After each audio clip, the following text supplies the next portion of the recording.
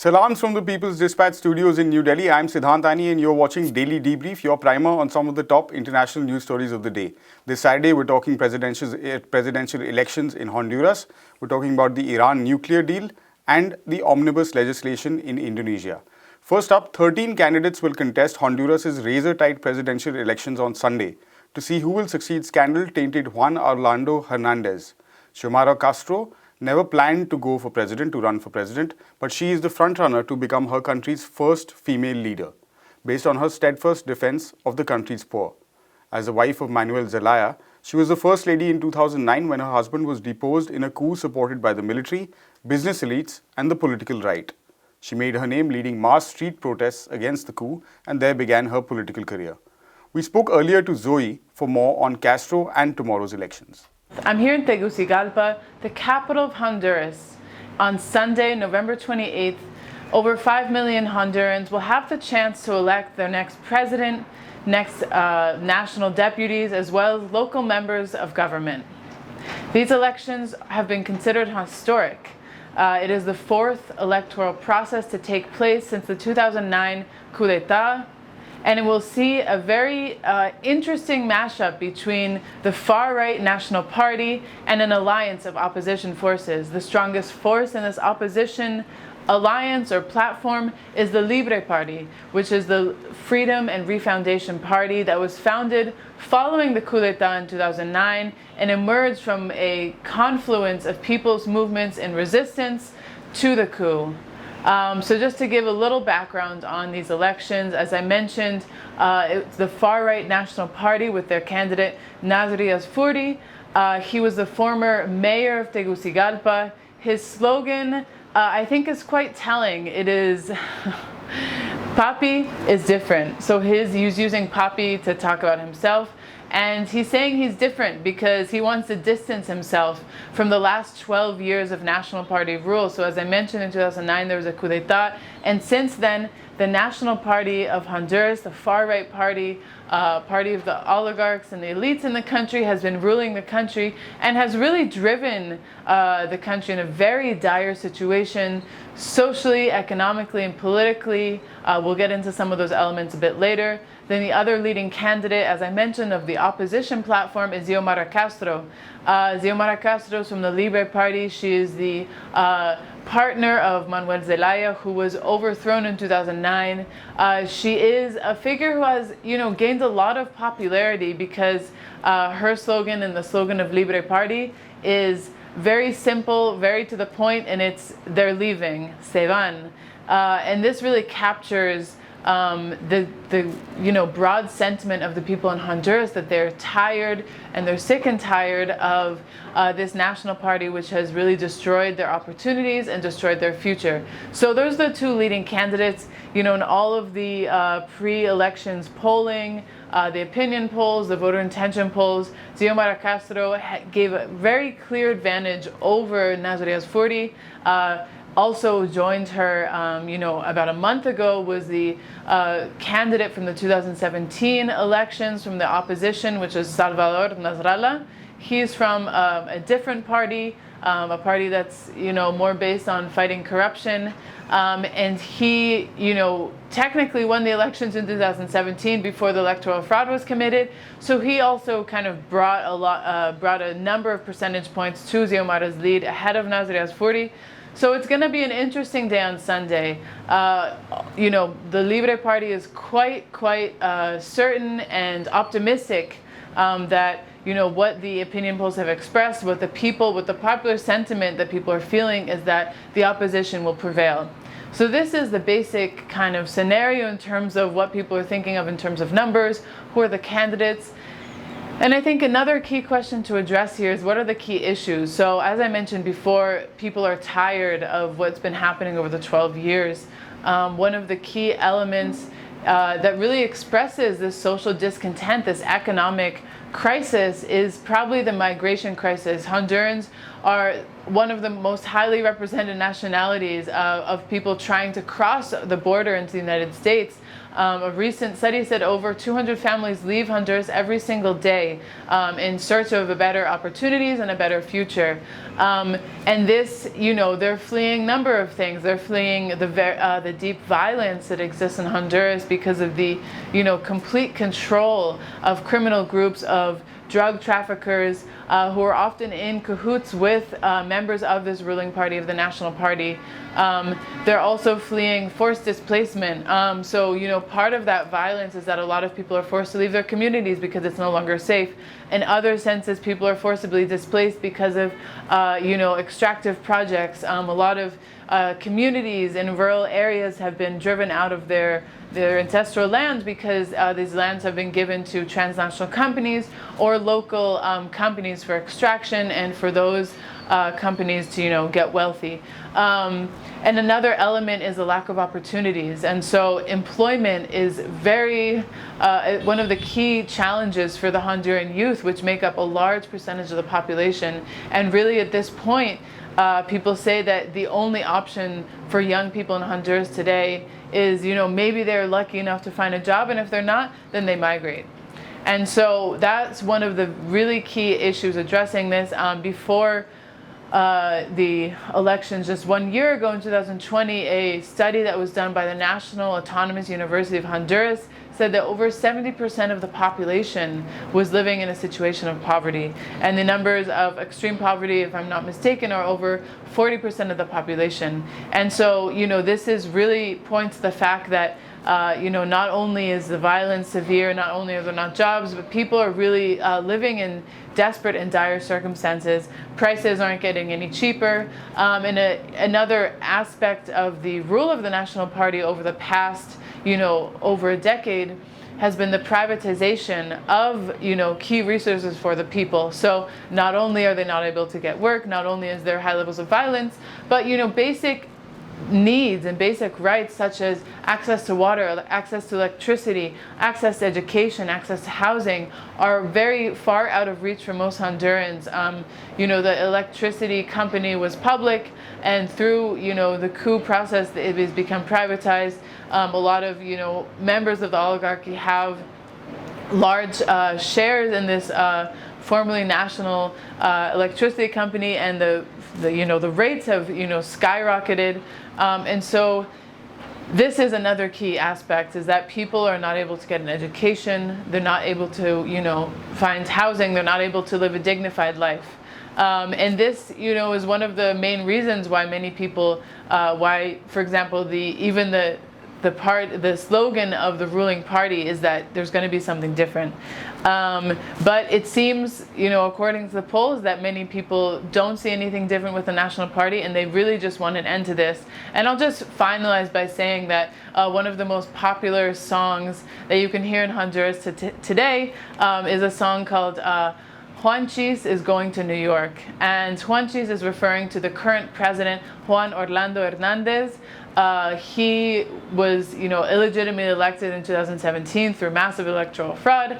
And he has also been at the center of several corruption schemes. And not only corruption schemes, but also in a drug trafficking investigation in the United States. His brother is currently in prison in the United States, and he is mentioned in several reports about this drug trafficking scheme. He is, alleged to have used drug trafficking money to finance his own presidential campaign in 2013. People say that this year the National Party's campaign is also funded by drug trafficking money. And so many believe that when his term finishes and he's no longer president of Honduras, that it is likely that he will have to face the justice system in the United States. As I mentioned, he is directly implicated in this case that his brother is currently serving prison time for. And so the joke is that Juan Orlando Hernandez is going to New York. And so you can hear this song, across the city, everywhere. People really just expressing that they're tired of these politicians getting away with crimes for which they're suffering for, and crimes which, they would be in prison for. So it's a very interesting and important moment in Honduras. And another element that I neglected to mention before is the frustration with corruption. And so, a big part of why there's no money for the people is because of the corrupt officials, largely from the National Party. And so this is going to play a key role this Sunday. Of course, the People's Dispatch will be following this. We'll be giving you all the latest updates. So stay tuned. Right, over the past couple of days on Daily Debrief, we've spoken at some length about the JCPOA, more commonly known as the Iran nuclear deal. In 2015, Iran agreed a long-term deal on its nuclear program with a group of world powers known as the P5+1. That's the UK, the US, France, China, Russia, and Germany. The US, of course, exited this deal during the Trump administration, but appears ready to re-enter despite strong opposition from her ally, Israel. My man Prashant spoke earlier to Globetrotter Chief Correspondent Vijay Prashad on the subject. Let's listen in. Yes, so a big day, November 29th, discussions resuming on the possibility of the US re-entering the JCPOA after many, many months. They had been halted, of course, due to a number of factors, primary among which is the fact that the US has been, despite its commitment to returning, very hesitant about it. So first, maybe if you could quickly take our viewers through what do you think are what do you think is the current analysis of the situation right now? You see, the so-called Iran nuclear deal was set up at the behest of various Western powers that in many ways, Prashant, and I'm going to use a strong word, manufactured a crisis around Iran's nuclear program, which by all accounts is generally a peaceful nuclear program for nuclear energy. Whatever your views are on nuclear energy, it was not the case that they were developing a nuclear weapons program, which is different. Iran is a signatory of the Non-Proliferation Treaty. It's part of the architecture of the International Atomic Energy Agency and so on. So this was a political decision to go after Iran's nuclear program. Eventually, Iran, for a host of reasons, came to the table. They cut a deal. Then Mr. Trump decided to unilaterally pull the United States out of the deal. Trump's pulling the US out of the deal was interesting because it was fully backed by Israel, by Saudi Arabia, by many of the Gulf Arab states, the United Arab Emirates and others. They fully backed it, saying, in fact, and this is Israel speaking, Israel said that if the US went back to the deal, then Israel would take the issue into its own hands. Look, this is not just a speculative statement. In 1981, Israel sent 2 planes to bomb the Osirak reactor in Iraq. So there is actually enough evidence of Israel taking matters into its own hand. So the return of the United States to the table, it's not coming in a good way, Prashant, because United States is claiming to return to the table, but they're not returning to the table to actually return to the Iran nuclear deal. They want something else. And I think for good reason, therefore, the Iranian foreign minister, Hussein Amir Abdulhan, has been very circumspect about what's going on. The president, Ebrahim Raisi, also not exactly cheering. And they have, I think, good reason to be hesitant. Right, Vijay. So the other options that the United States is looking at is basically to circumscribe Iran even further in terms of getting, of course, its regional alliances, cutting off its regional alliances, so to speak, more curbs on its ballistic missile program. So, what is the logic really behind the United States? It's basically like telling the United States, you know what, if you don't want sanctions, don't have relations with Canada or don't have relations with Mexico. Well, that's right. I mean, they are trying to essentially suffocate Iran. And part of this is the longer term regime change program that the United States has had since 1979. Unfortunately, various international institutions have got sucked into this. And, the head of the International Atomic Energy Agency, Rafael Grossi, made his first visit to Tehran in the lead up to the meeting in Vienna, the November 29th meeting. And Rafael Grossi arrived in Tehran, his first meeting with the Iranians in Iran, just as the International Atomic Energy Agency released reports which were highly critical of Iran, highly critical. And in fact, some people who've looked at these reports closely say they are odd reports, because one of them talks about the rudeness towards IAEA officials and so on. Now, the IAEA board has decided not to sanction Iran, even though there are these pretty harsh reports, because they are cognizant of the fact that the meeting is to be held in Vienna. The 6 previous talks have stalled. They haven't advanced. I don't know why people are so optimistic about the 29th of November, particularly because the United States government, at least Jake Sullivan, who represents the United States government in these matters, Jake Sullivan has started to talk about a JCPOA minus. In other words, not exactly returning to the old Iran nuclear deal, but a kind of lesser form. Now, why would the Iranians sign on to this? The only reason that they might, and this is, mind you, a pretty hardline government in Tehran, that's come in. This is not a reformist government. Mr. Raisi represents, let's say, the more traditional nationalist faction in Iran. Mr. Raisi's government might still sign on to a JCPOA minus, Prashant, if this means that some of the sanctions are reduced, because Iran is facing serious medical problems as a consequence of the sanctions. So the Iranian government, because it's a government of more patriotic or nationalist orientation, might have the political capital to come to Vienna on the 29th and sign on to a JCPOA minus if this means sanctions is reduced. What that, of course, implies is, unfortunately, that sanctions work.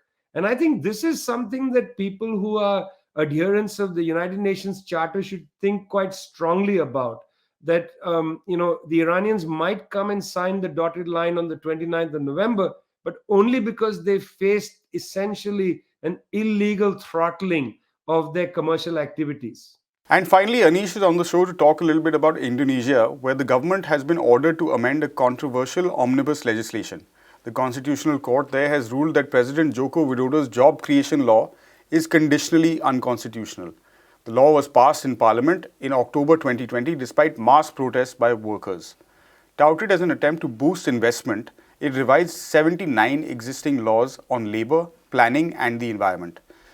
Anish, there were thousands on the street over the past week to protest this bill, this legislation. Mostly workers, union members, students, university students. Are they viewing this call for amendment as a victory? In a way, because right now the law as it stands will be, as you pointed out, will be conditionally unconstitutional. Right. And if the amendment doesn't happen, it will be completely unconstitutional. So it will stand to not be a law after that. So in a way, it is a great victory to the workers' movement, especially who have been fighting it for more than a year actually right now, if you look at it, because the law was introduced in early 2020, and by the time through the pandemic, they just pushed through it. And so for them, it is a matter of great momentum right now for the workers' movement as well. Right.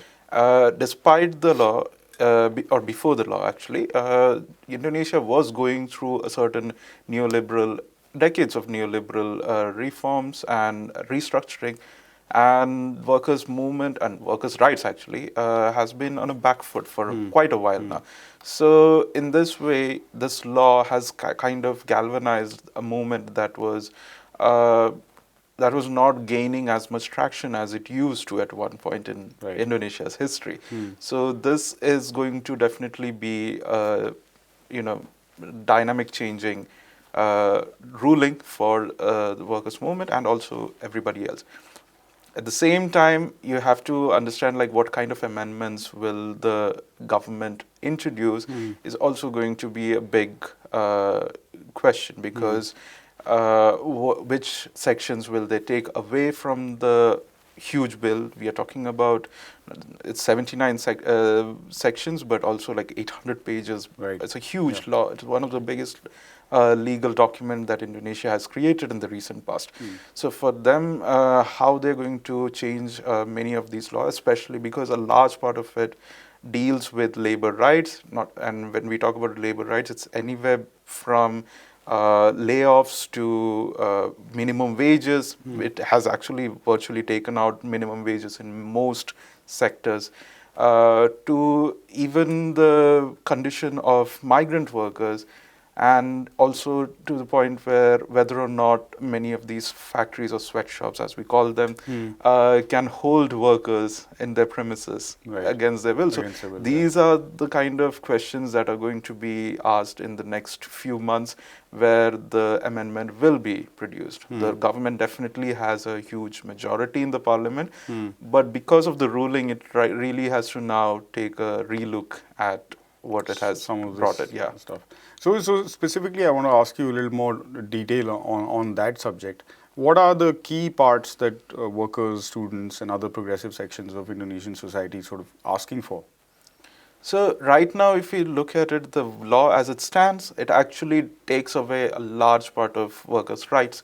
As I said, not just minimum wages, but also stuff like your severance pay and layoffs. Like it will virtually take out any kind of restrictions on layoffs, so companies can hire and fire as they wish. Minimum wages will be tied to companies' supposed productivity or profits basically. And at the same time, you will also have changes in migrant workers, laws dealing with migrant workers, so which will also mean that poorer nations in Indonesia's neighborhood will have, if not an exodus of migrant workers, but also obviously they will be more prone to now exploitation. So at the same time, there is a huge environmental factor in it, and this is considering the fact that we just dealt with the COP26, and Indonesia was one of those countries who are also demanding better action, because a large part of its territory is also quite impacted by the climate change and the climate crisis that we are facing right now. So at this juncture, Indonesian government is pushing for environmental regulations that will essentially do away with environmental regulations. It is going to do away with any kind of environmental analysis or impact assessment in sectors that are not considered high risk. So which can mean that most of the industries can, even polluting industries, can actually just do away with any kind of impact assessment, even though there is a piecemeal increase in what kind of damages and what kind of compensation companies would have to pay in case of damages. It's still not doesn't really compensate for the fact that there will be no kind of scrutiny. At the same time, environmentalists or environmental scientists will not be part of environmental impact assessments, even in places where they are supposed to be.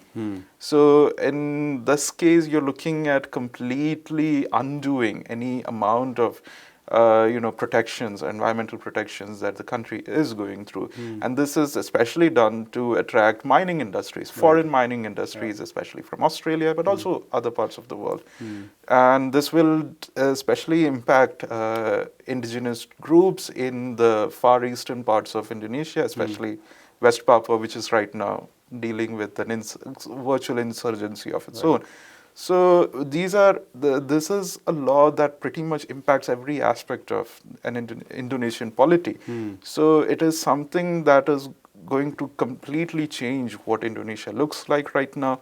And in that way, progressives want to hold back on whatever protections they already have and not let go of them. It's, as I said, we are not only looking at environmental laws, but also workers' protections, but also other factors in like planning and what kind of role the state will have in actually protecting citizens from any kind of exploitation. So this is something that definitely has its own. It has created its own momentum, much like you see in the farm bills in India or the George Floyd's murder in United States. You've seen a sort of like a spurt of energy and momentum that has encompassed everything. Catalyst of Yes, sort. it catalyzed a sort of movement for a better Indonesia in many ways. So for that, you have to really look at this judgment as this one crucial milestone. Right. Fair enough. Thanks very much for that, Anish. And that's a wrap for Daily Debrief for this week. We'll be back again, same time, same place on Monday. Until then, for more on these stories, visit our website, peoplesdispatch.org, and follow us on all the social media channels. Stay safe. We'll see you again. Thanks for watching.